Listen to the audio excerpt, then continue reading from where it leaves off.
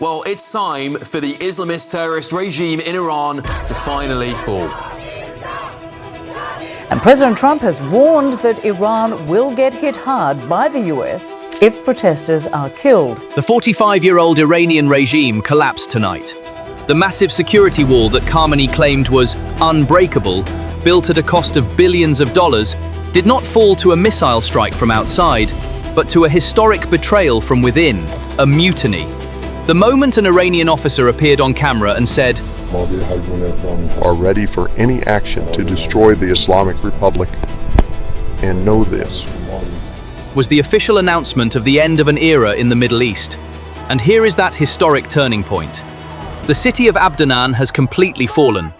But the images you're about to see are not of an occupation, but a document of liberation.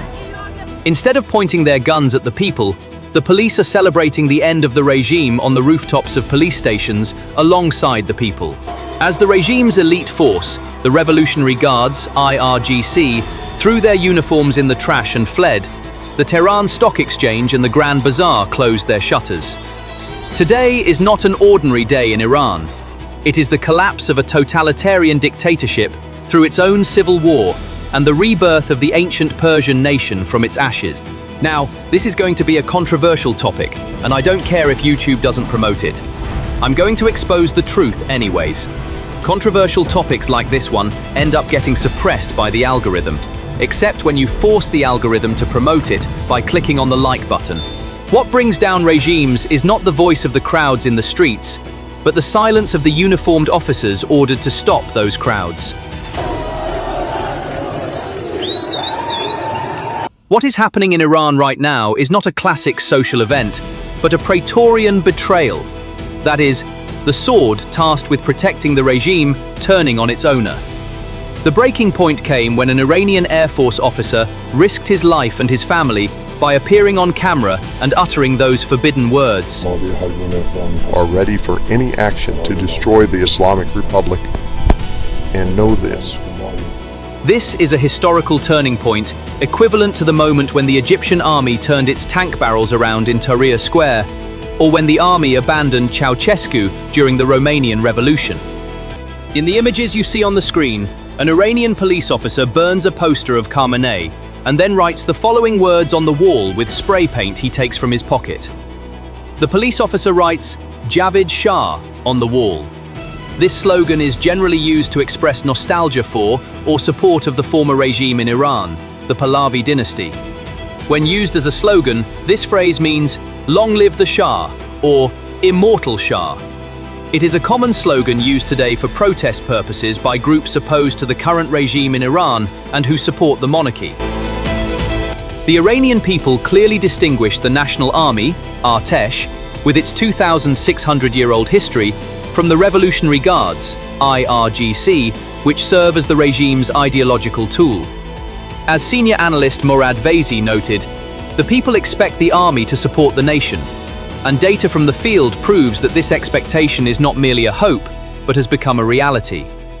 Located in a strategic point in the province of Ilam, Abdanan went down in history as the first city to be erased from the regime's map and added to the people's map of sovereignty. With the regime's appointed governors, district administrators, and security chiefs having fled, and protesters having gained full control of public buildings, this city is now a free zone.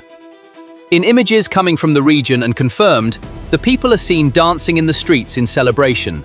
The doors of police stations are open to the public, and the wall of fear, built over many years, is completely demolished. Abdanan's fall is not just a local success, it is concrete proof of feasibility for the other 70 cities. When one city falls, the psychological barrier is broken, and others follow. The direction of the barrel has changed. Two uniformed military personnel are seen carrying not the flag of the Islamic Republic, but the lion and sun flag of the Shah era. This is not simple insubordination. It is proof that the chain of command in the lower ranks of the army is fractured, and that loyalty now lies not with Khamenei, but with the nation's historical roots. If a soldier, while wearing his uniform, carries the flag of the monarchy he wants to restore, rather than the flag of the regime he is supposed to overthrow, the game is over for that regime. The regime's greatest power, fear, has now changed sides. In the past, the people feared the Revolutionary Guards. Now, the Revolutionary Guards are afraid to go out on the streets in their uniforms. In many cities, especially in the suburbs of Tehran and in the countryside, there are reports of security forces trying to escape in civilian clothes, abandoning their vehicles. The most frightening scenario for totalitarian regimes is when the police retreat instead of retaliating, or worse, lower their shields and join the people. This is the collapse of the Bank of Loyalty. In Abdanan, the police chose to join the revolution by honoring their uniform, rather than resisting the people's anger and firing at them. The image of police standing shoulder to shoulder with the people on the roofs of police stations is like the final nail in the coffin of the Khamenei regime. However, the situation is not so peaceful everywhere. In the city of Boynord, things took a much more dramatic turn. The people are chasing the security forces of the regime that has oppressed them for years, street by street. The hunter and the hunted have switched places. The uniformed are fleeing. The civilian population is chasing them. This shows that authority has not only collapsed, but has also been reversed. The myth of invincibility wiped out. The regime's most trusted elite force, the Revolutionary Guards, IRGC, which it has fed with billions of dollars, has completely lost its aura of invincibility. Gone. In many areas, IRGC bases are being stormed and seized, defenseless against the fury of the people.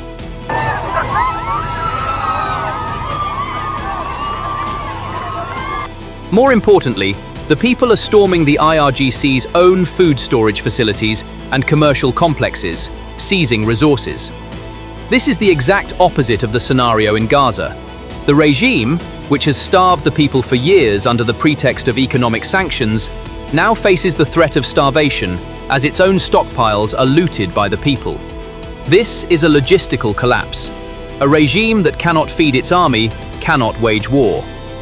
The heart of the regime beats in Tehran's famous Grand Bazaar. The Bazaar is the historical pressure valve of Iranian politics. Historically, whenever the Bazaar has turned its back on the regime, as it did to the Shah in 1979, that regime has fallen within weeks.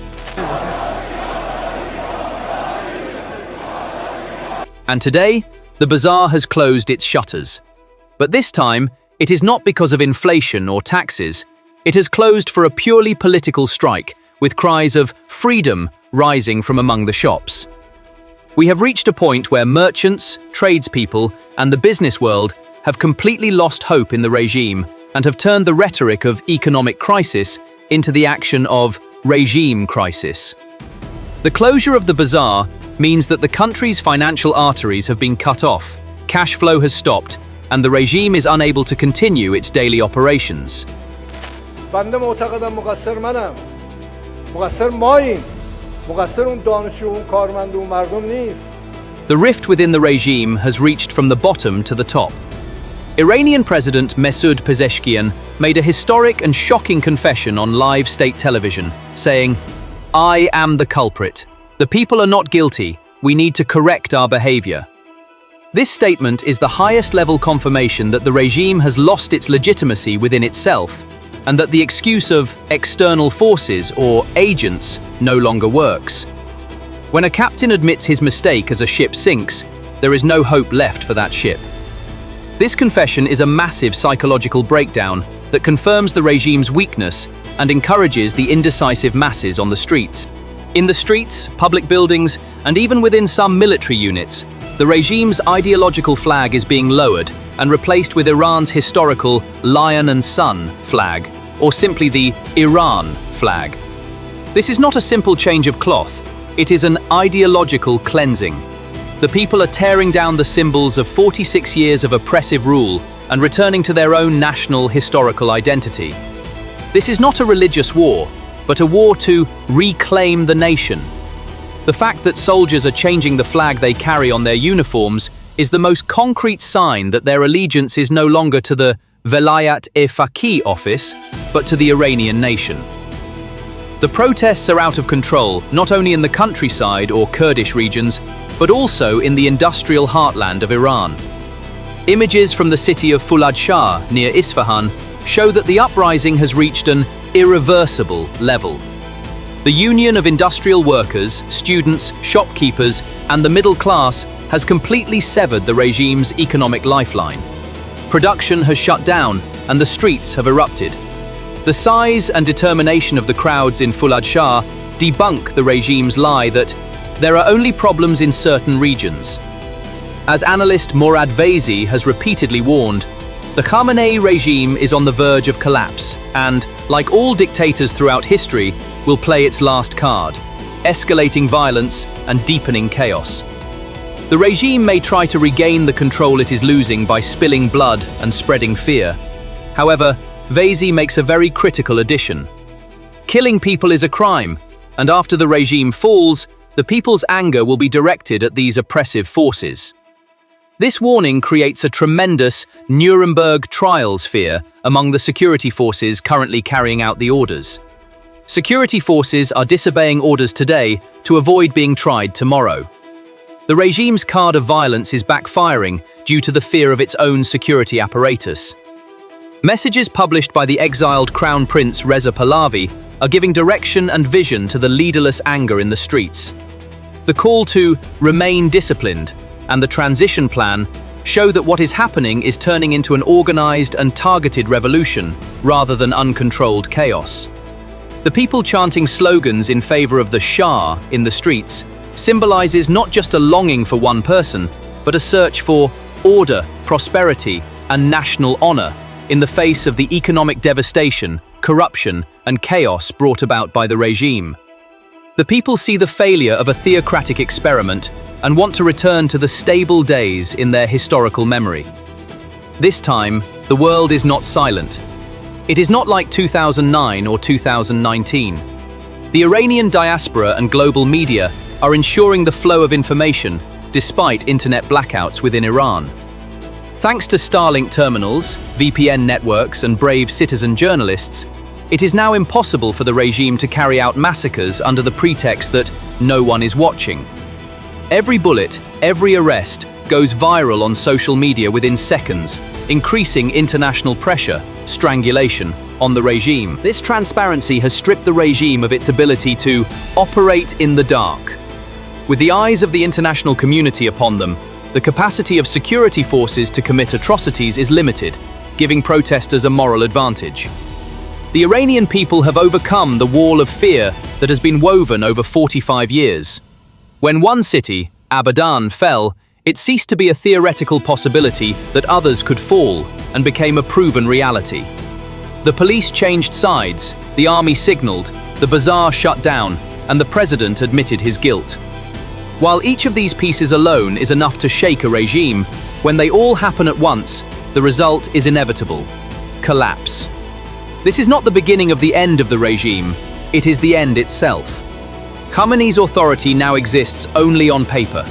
The streets have reclaimed their legitimacy. The flag waving in Abdanan represents not just one city, but the future of all of Iran. History is being written, and we are witnessing the last breath of a dictatorship. So, what are your thoughts on this matter? Please share your thoughts in the comments. To stay informed about PPR Global's exclusive analyses, please subscribe to our channel and remember to turn on notifications. Thank you for choosing us.